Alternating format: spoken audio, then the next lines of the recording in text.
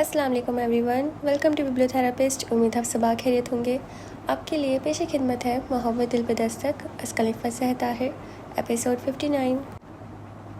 آپ کے گھر کے پاس جو ڈاکٹر رہتی ہیں انہیں بلایا ہے۔ اس نے ڈاکٹر زارا مجاہد کا حوالہ دیا جو ان کے بلاک میں رہنے کی وجہ سے ان کی فیملی ڈاکٹر بھی تھی۔ تو کیا وہ اپنی دھمکی پر عمل کر چکی ہے؟ ساکت کھڑے موہت کے ذہن پر کوڑیالے سانپ نے جیسے ڈنک مارا تھا۔ زحا کی خرابی طبیعت کا یوں تو رات ہی سے سبھی کو علم تھا، مگر یوں اچانک اس کا ہاتھ پاؤں پھول جانا سبھی کو ہراساں کر گیا تھا۔ کوئی پریشانی کی بات نہیں، اچھی بھلی لڑکیاں اثر لے لیتی ہیں ایسی تقریبات کا۔ اسے بخار تھا۔ میں نے پھپھو ڈاکٹر زارا مجاہد کو بلوانے کے بعد ان سب کو تسلی دے رہی تھی۔ صبا اور نگین اس کی سرد پڑتی حنائی ہتھیلیوں کو رگڑ رگڑ کر گرماہٹ پہنچانے کی صحیح کر رہی تھیں۔ بخار اور تھکن کی وجہ سے اس کی کنڈیشن ہوئی ہے، اور میرے خیال میں انہیں بھی خود اندازہ نہیں ہوگا۔ اسے فوراً کچھ نرم اور زود ہضم غذا کھلائیں، اس کے بعد یہ دوا کھلائیں، انشاءاللہ ٹھیک ہو جائیں گی۔ ڈاکٹر زارا نے اس کے چیک اپ کے بعد انہیں تسلی دیتے ہوئے مسکرا کر کہا تو سب کی جان میں جان آئی۔ مریم پھپھو نے موہت کو آواز دی تو وہ بے ساختہ اٹھ کھڑا ہوا۔ جلدی کرو، ہو سکتا ہے کوئی مجدہ جان فضا سنانے لگی ہو۔ عماد کو اس ماحول میں بھی مستی کی سوچ رہی تھی۔ متاسفانہ نظروں سے اسے دیکھتے ہوئے وہ چلا گیا۔ خیریت تو ہے نا آنٹی؟ اس کے کچھ کہنے سے پہلے ہی پوچھ لیا تو وہ مسکرا دی۔ بالکل خیریت ہے، بس بخار اور کچھ تھکن کی وجہ سے اس کی طبیعت خراب ہو گئی تھی۔ میڈیسن دی ہے اسے، اب سو رہی ہے، رات بہت ہو گئی ہے، تم لوگ بھی آرام کرو۔ اور عماد سے بھی کہو خبردار جو رات بھر جاگنے کی کوشش کی تو۔ جی آنٹی، کوشش کرتا ہوں اسے سمجھانے کی۔ وہ مسکراتے ہوئے پلٹ آیا تھا۔ اب کیسی طبیعت ہے زحا کی؟ انس اٹھ بیٹھا تھا۔ عماد اور چاند کے ہمراہ وہ موہت کے کمرے میں موجود تھا۔ بہتر ہے، وہ مختصراً کہتا اپنی الماری کی طرف بڑھا۔ یہ نہ تھی ہماری قسمت کہ وصال یار ہوتا، چاند گنگنایا تھا۔ ویسے یار کچھ پتہ چلا کہ خوشی کے مارے بے ہوش ہوئی تھی یا صدمے سے؟ انس با آواز بلند پوچھ رہا تھا۔ عمر دراز مانگ کے لائے تھے 4 دن، 2 آرزو میں کٹ گئے، 2 انتظار میں۔ اب اور ٹھنڈی آہ کے ساتھ چاند نے شعر پڑھا تو وہ اپنا نائٹ سوٹ نکال کر ان کی طرف پلٹا۔ بکواس کرنے کی نہیں ہو رہی، انہیں گھورتے ہوئے تنبیہ انداز میں کہا تو عماد اس کا دل بہلانے والے انداز میں بولا، دل پہ مت لو یار، ضروری تو نہیں کہ تمہاری وحشت ہی سے بے ہوش ہوئی ہو۔ متاسفانہ انداز میں سر ہلا کر جیسے انہیں لا علاج کردار دیتا واش روم میں گھس گیا، اور وہ تینوں ایک دوسرے کو دیکھ کر ہنس دیے۔ اب دیکھنا ذرا اس کی محبت کی تھیوری کیسے تبدیل ہوتی ہے۔ انس نے لطف اندوز ہوتے ہوئے کہا تھا، نام بدنام کر رکھا ہے تم لوگوں نے محبت کا یار، پتہ نہیں کن لوگوں کو ہو جاتی ہے، مجھے تو ابھی تک نہیں ہو رہی۔ عماد مایوس تھا۔ ہوگی بھی نہیں انشاءاللہ۔ چاند نے خلوص دل سے دعا دی تھی۔ وہ کیوں؟ عماد نے اسے گھورا تھا۔ وہ اس لیے کہ تم محبت کرنے کی کوشش میں ہو، جبکہ یہ خود بخود ہو جانے والا عمل ہے، اس نے اطمینان سے بولا تھا۔ خود بخود؟ عماد نے بے یقینی سے اسے دیکھا، پھر قدرے تمسخر اڑانے والے انداز میں بولا، یعنی کسی روز میں باجی پیاری کے عشق میں بھی مبتلا ہو سکتا ہوں؟ ہاں بالکل، اس میں ایسا جب تو کچھ بھی نہیں۔ چاند اپنی بات پہ اڑا تھا۔ البتہ باجی پیاری کے شوہر کو پتہ چلنے کے بعد تمہاری حالت کافی عجیب ہو سکتی ہے۔ انس نے ان کی بحث سے لطف لیتے ہوئے گرہ لگائی تھی۔ دل آ جائے گدھی پہ تو پری کی چیز ہے، چاند نے فی الفور کہا تھا۔ عماد نے مکھی اڑانے والے انداز میں ہاتھ ہلایا تھا۔ محبت کو ڈاکے کی وار بنا دیا ہے تم لوگوں نے، چلتے پھرتے اٹھتے بیٹھتے کسی بھی وقت ہو رہی ہے۔ انس انگڑائی لیتا ہوا اٹھ کھڑا ہوا۔ میں تو چلوں یار، سخت نیند آ رہی ہے، آج رات یہیں رک جاؤ، ہر وقت بیوی کے سر پر سوار مت رہا کرو۔ عماد نے اس کا ہاتھ دباتے ہوئے کہا تو وہ تفاخر سے بولا، یہ محبت کرنے والوں کی نشانی ہے، وہ کبھی ایک دوسرے سے جدا نہیں رہ سکتے۔ مجھے بھی اس سے محبت ہے۔ وہ جھوٹے ہیں، منافق ہیں، خدا کی ان پہ لعنت ہے جو بیوی سے یہ کہتے ہیں مجھے تم سے محبت ہے۔ چاند نے گہری سانس بھرتے ہوئے اونچی آواز میں کہا تو انس نے تکیہ اٹھا کر زور سے دے مارا۔ واش روم سے نکلتا موہت بھی چاند کی بات پر ہنس دیا تھا۔ کیا بات ہے یار چاند، مقرر۔ عماد کو انس کے تاثرات نے بہت لطف دیا تھا۔ انس منہ پر ہاتھ پھیرتا کمرے سے نکل گیا۔ شکل دیکھی تھی اس کی؟ عماد ابھی بھی محظوظ ہو رہا تھا۔ ہمیشہ اس کا ویک پوائنٹ پکڑتے ہو تم لوگ۔ وہ کرتا ہے اپنی بیوی سے محبت، اور یہ بات سب کو پتہ ہے۔ موہت نے مسکراتے ہوئے کہا تو عماد دعائیہ انداز میں زور و شور سے بولا، خدا کرے ایسی ہی محبت مجھے بھی ہو جائے، بہت خوار ہوتا ہے بندہ۔ موہت نے اسے تنبیہ کی تو وہ دو بدو شوق سے بولا، وہ تو تمہیں دیکھ کر مجھے اچھی طرح اندازہ ہو رہا ہے، میرے خیال میں تم دونوں کے بستر نیچے بچھے ہوئے ہیں، اپنی اوقات پر آ جاؤ تو بہتر ہوگا۔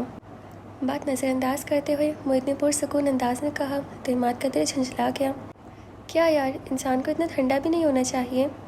موہت ٹھٹک کر اسے دیکھنے لگا، اس کے ہونٹوں پر ہلکی سی مسکراہٹ پھیلی تھی، پھر بھوے اچکا کر کہنے لگا، اب کیا میں اپنی فیلنگس تمہارے ساتھ شیئر کروں؟ وہ کیا کہتا ہے یار انس، اسے گھننا اور میسنا؟ عماد گہری سانس بھرتا اس کے بستر سے اتر گیا تھا۔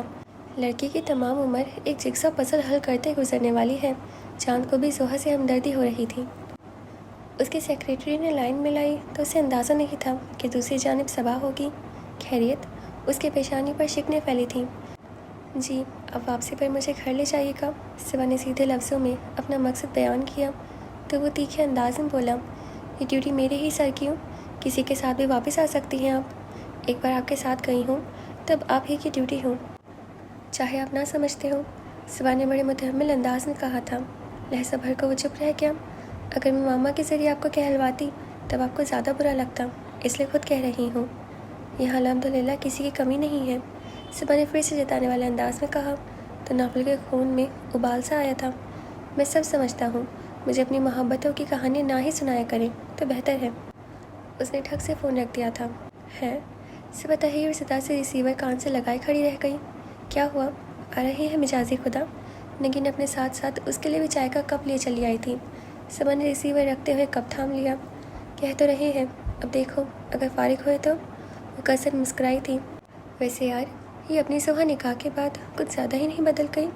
پہلے تو پھر کچھ شور ہنگامہ کرتی رہتی تھی، اب 3 دن ہوئے اپنے کمرے ہی سے نہیں نکل رہی۔ نگین کو خیال آیا تھا، اسے یوں ہی چھوٹی چھوٹی باتوں کو سر پہ سوار کرنے کی عادت ہے، اور کچھ موہت بھائی کی بھی ہے اس پر، تو یہی ناراضگی لے کے بیٹھی ہوگی۔ صبا نے نبے تلے انداز میں جواب دیا اور وہ مسکراتی۔ زیادہ غصہ تو رسٹ کلر کا لہنگا پہننے پر ہوگا، حالانکہ اس کا فوٹو سیشن اتنا زبردست ہوا ہے کہ فوٹو بھی اتنی ہی پیاری آئی ہے۔ کیا یہ مرون کلر اتنا اٹھتا اس پر؟ اسے تو اللہ ہی عقل دے تو دے، ہمارے سمجھانے سے وہ سمجھنے والی نہیں ہے۔ اس نے کہا تھا، چلو ذرا دیکھے تو اب کیا مصروفیت ہے جنابہ کی۔ نگین کے کہنے پر صبا سر ہلاتی ہوئی اٹھ گئی، مگر ان کے کہے جانے کی نوبت ہی نہیں آئی اور زحا خود لاؤنج میں داخل ہوئی تھی۔ یہ لو، رخصتی سے پہلے ہی آپ پہنچی ہیں یہ تو۔ نگین ہنسی تھی۔ یہ میرے تایا کا گھر ہے، زحا نے سر لیے بغیر بے پرواہی سے کہا، اور ویکلی میگزین کا شمارہ اٹھاتے ہوئے وہیں صوفے میں دھنس گئی۔ اور ابھی اگر موہت بھائی آ گئے تو پھر دیکھنا کیسے بھاگتی ہو تم۔ نگین نے اس کو چھیڑنے والے انداز میں کہا تو آرام سے بولی، آپ کے موہت بھائی ہیں یا کوئی وبائی مرض جس سے آدمی ڈرتا چھپتا پھرے؟ ارے واہ، نگین نے محظوظ ہوتے ہوئے صبا کو دیکھا تھا، اس کی تو ٹون ہی بدل گئی ہے، دعا کرو خیالات بھی بدل جائیں۔ صبا نے گہری سانس بھر کے کپ ہونٹوں سے لگا لیا۔ ابھی تک ویسے تمہاری موہت بھائی سے ملاقات تو نہیں ہوئی نا؟ نگین کو اچانک کسی بات نے پرجوش کیا تھا۔ وہ کون سا امریکہ کے صدر ہو گئے ہیں؟ وہ ابھی بے نیازی سے میگزین کے ورق پلٹ رہی تھی۔ تمہیں اس سے بھی کوئی فرق نہیں پڑے گا؟ صبا جل کر بولی تو نگین نے اس کی بات کو کریدتے ہوئے دلچسپی سے پوچھا، پھر بھی یار کچھ تو تبدیل ہوا ہوگا، سوچنے کا انداز ہی صحیح۔ وہ کیوں جی؟ اس نے اب کی بار نظر اٹھانے کی زحمت کر ہی لی تھی۔ نکاح شدہ ہو اب تو اب کے میرے سینگ نکل آنے چاہیے۔ وہ حیران ہونے کی اداکاری کر رہی تھی۔ تم کہاں سر کھپا رہی ہو، یہ لا علاج ہے، صبا نے نگین کو سمجھایا تھا۔ علاج کے بعد بھی؟ نگین سامعینی انداز میں بولی تو زحا نے میگزین پٹکتے ہوئے کہا، ایسی کیا نئی بات ہو گئی ہے، وہی گھر ہے اور وہی لوگ، میں تو پہلے ہی کہہ رہی تھی کہ نئے رشتے کا کوئی فائدہ نہیں ہے۔ اور سنو، صبا نے اسے گھورا تھا، پھر قدر سختی سے بولی، وہی لوگ ہیں مگر رشتہ تو تبدیل ہوا ہے نا، اسی کو ذہن میں رکھو اب، اور 2-4 خواب موہت بھائی کے دیکھ ڈالو، کافی افاقہ ہوگا۔ نگین نے مشورہ دیا تو وہ صبا کی بات پر منہ بنانے لگی، مگر نگین نے اس کا پیچھا نہیں چھوڑا تھا۔ تنقیدی انداز میں بولی، اور یہ اپنے کاٹن اور کھدر کے کپڑوں کو تو آگ ہی لگا دو تو بہتر ہے، ایک سے ایک سوٹ آیا ہے تمہارا، وہ پہنا کرو اب، ایسے ہی بلا وجہ۔ اس نے ناک سے کوڑی تھی۔ لو، اس سے بڑی وجہ اور کیا ہوگی کہ اب تمہارا نکاح ہو چکا ہے؟ نگین نے کہا تو وہ چڑ گئی، اب کیا ہر وقت چوتھے کی دلہن بن کے بیٹھی رہا کرو؟ آمین، دونوں نے بیک وقت کہا تو وہ خجل سی ہو گئی۔ تم لوگوں کو اور کوئی کام نہیں ہے کیا؟ غصہ دکھانے کی کوشش کی تو نگین نے صاف گوئی سے کہا، بھائی میرا زیادہ وقت تو تمہیں اچھی دیورانی بنانے میں صرف ہوا کرے گا، ویسے یہ موقع اپنے دیور کو تو دو زیادہ بہتر ہوگا۔ صبا نے بے ساختہ کہا تو نگین زور سے ہنس دی۔ Very funny. وہ سرخ چہرہ لیے اٹھ گئی تھی۔ بیٹھو تو کپ خالی کر کے تپائی پر رکھتے ہوئے نگین نے اس کا ہاتھ تھام کر کھینچا تو وہ پھر سے اس کے پاس گر سی گئی۔ اگر آپ لوگوں کو یہی فضول باتیں کرنی ہیں تو میں یہاں نہیں بیٹھوں گی، وہ صاف گوئی سے بولی۔ تو صبا نے بات بڑھنے کے خیال سے کہا، اسے جانے دو، ابھی دماغ ٹھیک نہیں ہے اس کا۔ دماغ بات کرنے سے ٹھیک ہوتے ہیں، یوں ہی نہیں، نگین نے رعب سے کہا۔ مگر زوہا کا موڈ ابھی بھی ٹھیک نہیں ہوا تھا۔ صبا چپ چاپ انہیں دیکھنے لگی۔ تم نے جو ذہنی مطابقت کا شور مچا رکھا تھا نا، وہ یوں منہ پھلائے بیٹھے رہنے یا ناراضگی سے نہیں ہوگی۔ آپس میں بات چیت کرو، ملو جلو۔ نگین اپنی سمجھ کے مطابق اسے سمجھا رہی تھی۔ زہا بے بسی سے صبا کی طرف دیکھنے لگی۔ صحیح کہہ رہی ہے نگین، یوں اجنبی بن کے رہنے سے اس رشتے کا کوئی احساس نہیں ہوگا۔ رشتے کو اہمیت ہوگی تبھی اٹوٹ بندھن بنے گا۔ صبا نے سنجیدگی سے کہا تو وہ اکتانے لگی۔ جو بندھن بندھنا تھا بندھ گیا، نکاح نہ ہوا، کوئی قیامت مچ گئی ہے۔ ہائے، کوئی چھوٹی موٹی قیامت تو مچا ہی دیتی، نگین نے شرارت سے کہا تو ناراضگی سے بولی۔ تم لوگوں کے لیے تو یہ سب ایک مذاق ہے اور بس تم سنجیدگی سے لو اس رشتے کو، تب ہے نا۔ نگین نے اسے ٹوکا تو صبا نے کہا، اٹھو اور سب سے پہلے جا کر کپڑے تبدیل کرو، لوگ مبارکباد دینے آتے رہتے ہیں، سادگی اچھی نہیں لگتی۔ رات کو تو بدلے ہیں کپڑے، اب کے فیشن شو کی تیاری کیے رہا کرو، وہ بیزاری سے بولی تھی۔ سبھی لڑکیاں کرتی ہیں، تم کچھ انوکھا نہیں کرو گی، نگین نے اسے سمجھایا تھا۔ اب میں گھر میں اتنے فینسی کپڑے پہن کے بیٹھا کروں، کون کہہ رہا ہے بیٹھنے کو؟ اپنے میاں صاحب کے ساتھ گھومنے پھرنے جایا کرو، ساری وصولی ہو جائے گی۔ اس کے اعتراض پر نگین نے اطمینان سے کہا تو زوہا کی شکل کے زاویے دیکھ کر صبا کو زوروں کی ہنسی آئی تھی۔ وہ میرے میاں صاحب کہاں سے ہو گئے؟ ہماری شادی نہیں ہوئی ہے ابھی، وہ اکتا کر بولی تو نگین نے چمک کر کہا، تمہاری بھول ہے یہ، نکاح سے بڑھ کے اور کیا ہوتا ہے؟ اب تو جب جی چاہے معید کا ہاتھ تھام کے اپنے ساتھ لے جائیں، ان کا حق بنتا ہے۔ زوہا نے حواس پاکتا ہو کر صبا کی طرف دیکھا تو اس نے بے پرواہی سے شانے اچکا دیے۔ ایسی باتیں تو اب سننا پڑیں گی، نکاح شدہ ہو؟ وہ چڑھ کر اٹھ کھڑی ہوئی۔ بڑے لفظوں میں یہ جملہ لکھ کر مجھے فریم کروا دو یا پھر میرے ماتھے پہ لکھ دو۔ وہ خفاسی ہو کے واپس چلی گئی تھی۔ نگین ہنسنے لگی۔ لگ ہی نہیں رہا کہ اس کا نکاح ہو چکا ہے، دعا کرو کہ اسے لگنے لگے، صبا نے سنجیدگی سے کہا تھا۔ مس احمد، کوئی اپائنٹمنٹ تھی کسی کی؟ نوفل نے ریسیور اٹھا کر اپنے سیکریٹری تمکین احمد سے دریافت کیا تھا۔ ابھی بھی وہ میٹنگ روم سے اٹھ کے آیا تھا تو نکلنے سے پہلے اسے یاد آ گیا تمکین نے کسی ملاقاتی کے آنے کی خبر دی تھی، مگر اس وقت وہ میٹنگ کے لیے جا رہا تھا، اس لیے انتظار کرنے کا کہہ دیا تھا۔ یس سر، ابھی وہ صاحب بیٹھے ہیں، ان کی اپائنٹمنٹ تو نہیں تھی مگر وہ آپ سے ضرور ملنا چاہتے ہیں، اس نے بتایا تو نوفل کی نگاہیں اپنی رسٹ واچ کی سوئیوں سے الجھنے لگیں۔ پچھلے 1 گھنٹے سے وہ میٹنگ میں تھا اور یہ شخص پچھلے 1 گھنٹے ہی سے اس کا انتظار کر رہا تھا۔ نام کیا بتایا تھا انہوں نے اپنا؟ اسے کچھ خیال آیا تو وہ معذرت خواہانہ انداز میں بولی، سر یہ اپنا نام تو نہیں بتا رہے مگر ملنے کی ضد میں کافی دیر سے بیٹھے ہیں۔ اوکے، بھیج دے اندر، میں دیکھتا ہوں۔ وہ گہری سانس بھرتا ریسیور رکھ کر کرسی پر جھولنے لگا۔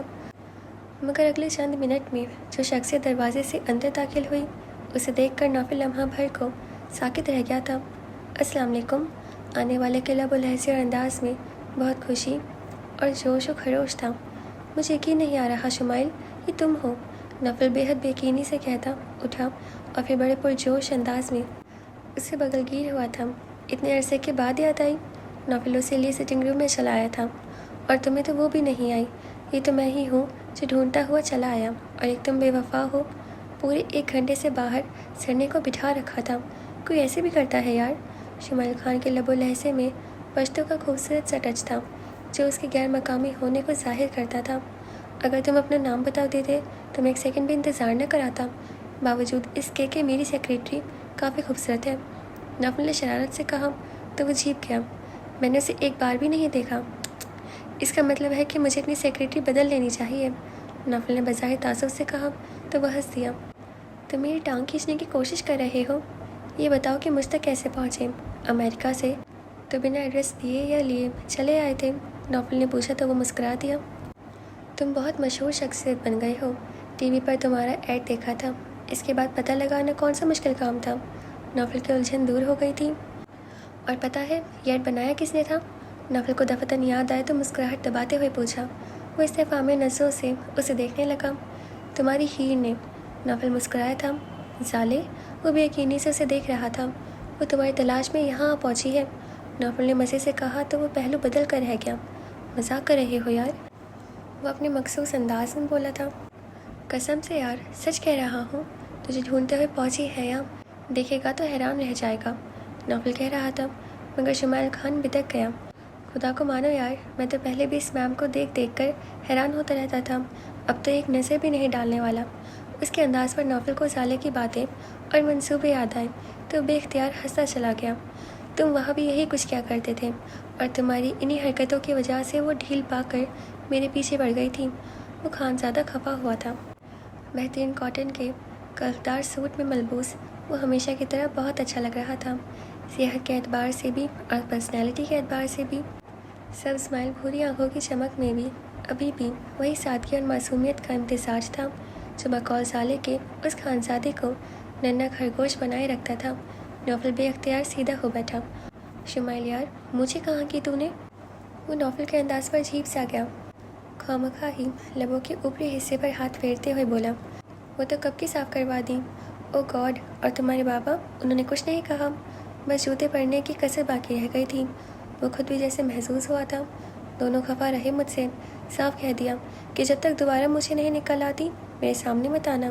میں بھی بڑے مستقل مزاجی سے شیو کرتا رہا تو تنگ آ کر انہوں نے مجھے فیکٹری سنبھالنے شہر بھیج دیا۔ یعنی سستے میں چھوٹے ہو؟ نوفل مسکرا دیا۔ اس کے بعد 10 بار ان کے سامنے ناک رگڑی تھی میں نے۔ اس نے گہری سانس بھری۔ نوفل حیران ہوا، اتنی غیر متوقع آزادی پا کر بھی؟ او یار، ٹھپ فیکٹری سنبھالنے بھیج دیا مجھے۔ مینیجر گبن کر کے بھاگ چکا تھا۔ ورکرز صرف تنخواہ پانے کے چکروں میں آتے تھے، اور فرمان لالا کی تو کیا ہی بات تھی۔ نکموں اور ہرہراموں کو سمجھو، بیٹھ کے کھلا رہے تھے۔ مختصراً یہ کہ وہ سارا ملبہ بلکہ ساری فیکٹری مجھ پر آن گری، مگر بابا کا انتقامی جذبہ ٹھنڈا نہیں ہوا۔ انہوں نے فیکٹری میرے نام کر کے کہا، اسے چلاؤ اور اسی سے کھاؤ۔ وہ گہری سانس بھرتے ہوئے اپنی دکھی داستان سنا رہا تھا۔ انٹرکام پر چائے آرڈر کرتا۔ نوفل ہنس دیا۔ اب کیا صورتحال ہے؟ تھینک گاڈ، برسوں کی محنت ٹھکانے لگی۔ میری لیدر گارمنٹ فیکٹری اس وقت بہترین کنڈیشن میں ہے۔ ایک ہی جھٹکے میں میں نے سارا سیٹ اپ چینج کر دیا تھا۔ اس وقت تو غصہ تھا، آہستہ آہستہ دلچسپی ہوئی، اور پھر یہی اپنا روزی کمانے کا ذریعہ بن گیا۔ اور پھر جس دن بابا جان کو 30 لاکھ کیش بھجوایا، اس روز میری مونچھیں پس پردہ چلی گئی۔ وہ بھی ہنس رہا تھا۔ انٹرسٹنگ، زالے یہ فسانہ سن کر بہت خوش ہوگی، نوفل نے اسے چھیڑنے والے انداز میں کہا۔ تو وہ پیون کو چائے لاتے دیکھ کر محض نوفل کو گھور کر رہ گیا۔ چائے بناؤں سر؟ پیون مستعد تھا۔ نہیں، آپ جائیں، میں بنا لوں گا۔ نوفل نے اسے فارغ کیا تھا، اور شمائل خان شاید اسی انتظار میں تھا۔ پیون کے کمرے سے نکلتے ہی خفگی سے بولا، تم ہر وقت زالے کی متفکر ماں بن کر اس کا رشتہ ڈالنے کی کوشش مت کیا کرو۔ او گاڈ، نوفل بے اختیار کہکا لگا کر دونوں کے لیے چائے نکالنے لگا۔ تم کبھی نہیں بدل سکتے خان، اور یہ بات تم زالے آفریدی کو ضرور بتا دینا۔ وہ دو بدو بولا۔ نوفل نے چائے کا کپ اس کے ہاتھ میں تھماتے ہوئے کہا، بہتر ہوگا کہ تم اپنے منہ سے بتاؤ، وہ ترس رہی ہے تمہیں ملنے کو۔ کیا بات کر رہے ہو یار، میرے باپ کو پتہ چل گیا نا کہ میں شہر میں کسی بدیسی میم کے ساتھ دکھائی دیا ہوں، تو پھر شاید ہی کہیں دکھائی دوں۔ وہ سوچ کر ہی خوفزدہ تھا۔ تو پورے شہر کو پکنک اسپاٹ بنا کے گھومنے کی کیا ضرورت ہے؟ تم مجھ سے یہاں بھی تو مل سکتے ہو۔ نوفل نے اپنا سیل فون اٹھاتے ہوئے کہا۔ تم مضطرب ہو اٹھا۔ نوفل پلیز، اسے مت بتانا کہ میں تم سے ملا ہوں۔ یہ سنجیدگی شمائل خان کی فطری سادگی سے ہٹ کے تھی۔ نوفل حیران سا اسے دیکھنے لگا۔ میری خاطر یار، ابھی فی الحال اسے مت بتاؤ۔ وہ اٹکا تھا۔ نوفل نے خاموشی سے موبائل ٹیبل پر ڈال دیا۔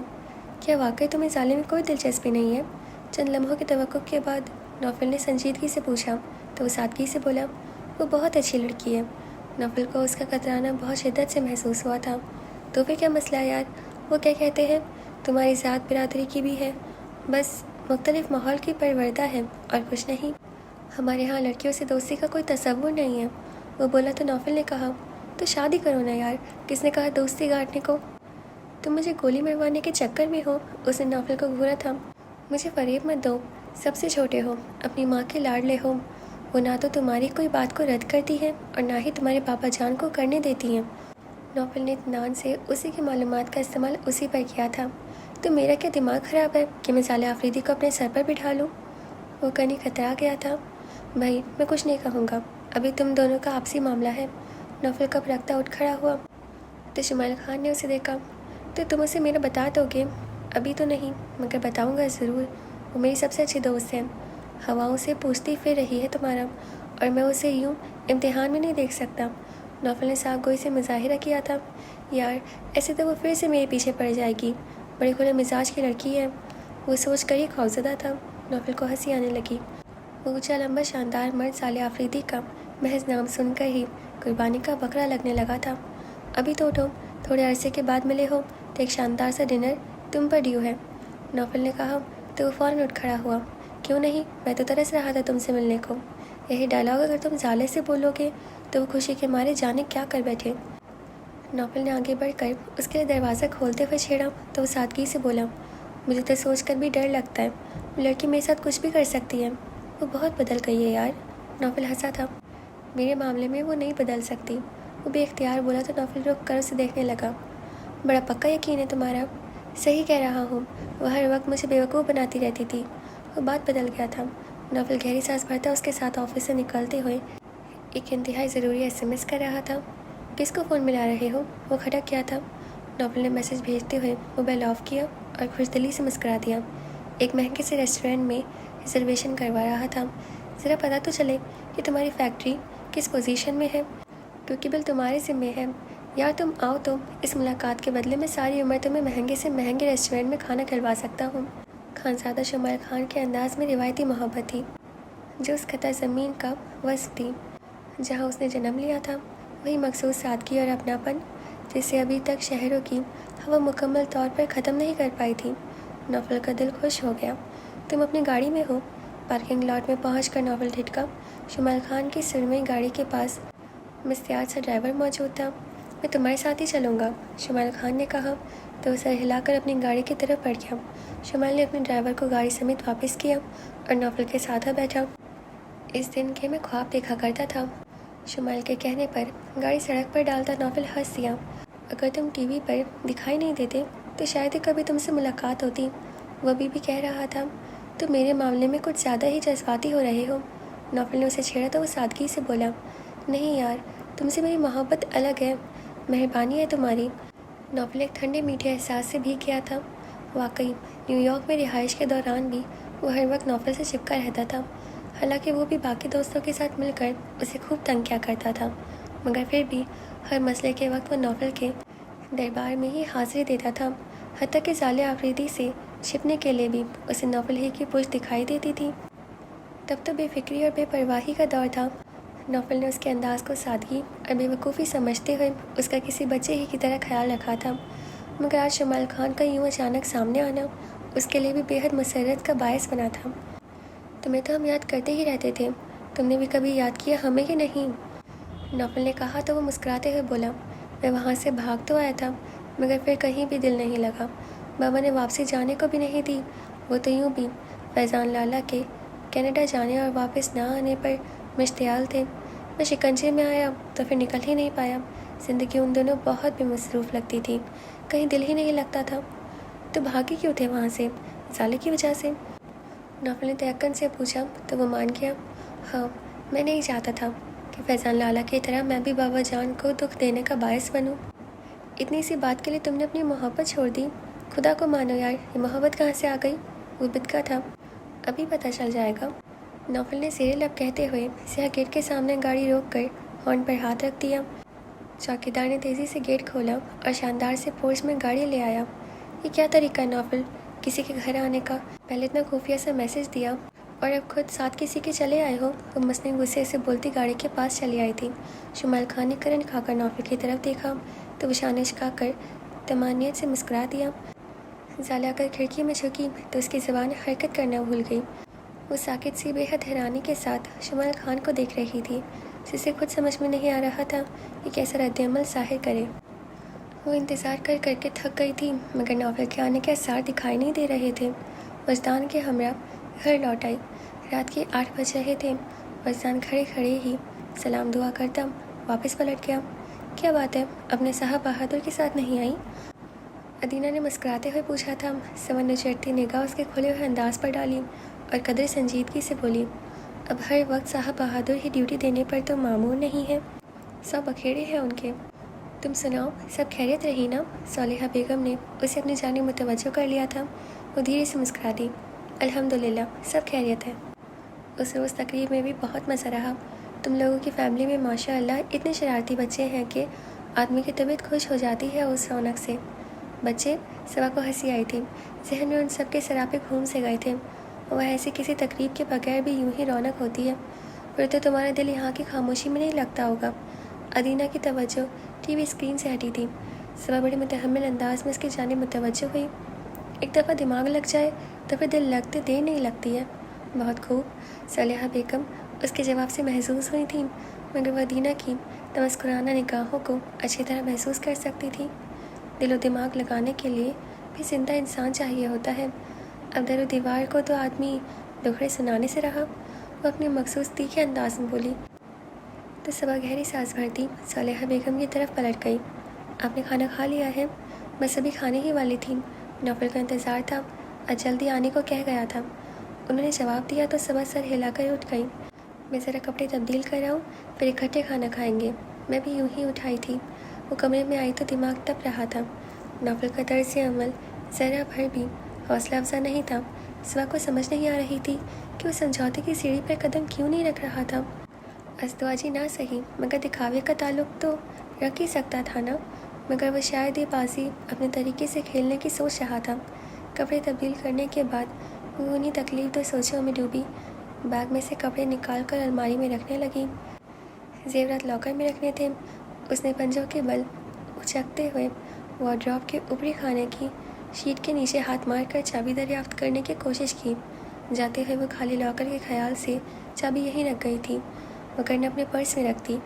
उसने चाबी मुट्ठी में दबोची थी, मगर जब लॉकर बंद करने की बारी आई तो चाबी होल में घूम कर ही नहीं थी। अब इसे क्या हो गया है? वो झुंझला गई थी। 2-3 मरतबा कोशिश की, मगर चाबी घूमने से इनकारी थी। उसने चाबी निकालते हुए उसे बगौर देखा। उस पर 9 नंबर कंधा था।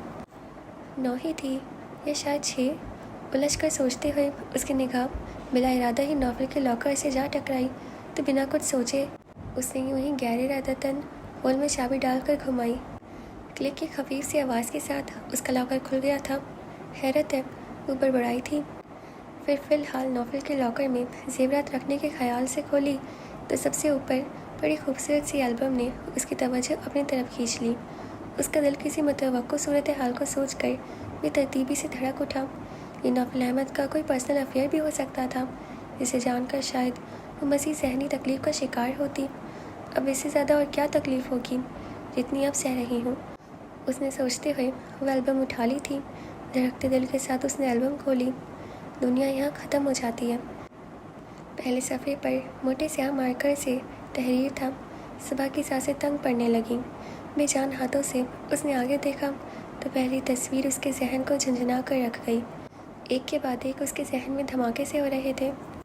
ओके जी, तो हमारा एपिसोड यहाँ पे ख़त्म होता है और आपको अब तक कैसा लग रहा है मुझे ज़रूर बताइएगा। और वो तस्वीर किसकी होंगी, आपको क्या लगता है? मुझे लगता है सबा की ही है, क्योंकि वो अपनी ही तस्वीरें देख के शौक होगी ना। मुझे तो यही लगता है। आपको भी यही लगता है ना? क्योंकि नौफल तो ऑब्वियसली उसका पसंद करता था, तो उसी की होनी चाहिए। उसी की हो, किसी और की ना हो प्लीज़। चलें देखेंगे आगे क्या होगा। और शुमैल की एंट्री हो गई, क्या होगा और साले का क्या रिएक्शन होगा? उसने शुमैल ने साले को देखा और नौफल ने कितनी होशियारी से मैसेज किया और वो उसके घर ले गया। कितनी चालाकी की बात थी। और देखेंगे चला आगे क्या होगा। अब क्या हम तुक्के लगाएं, हम सीधा पढ़ेंगे चले देखेंगे। और आप प्लीज़ हमें सुनते रहिए वहीं, और आप अपना ख्याल रखिएगा। अब हम आपसे कल मिलेंगे।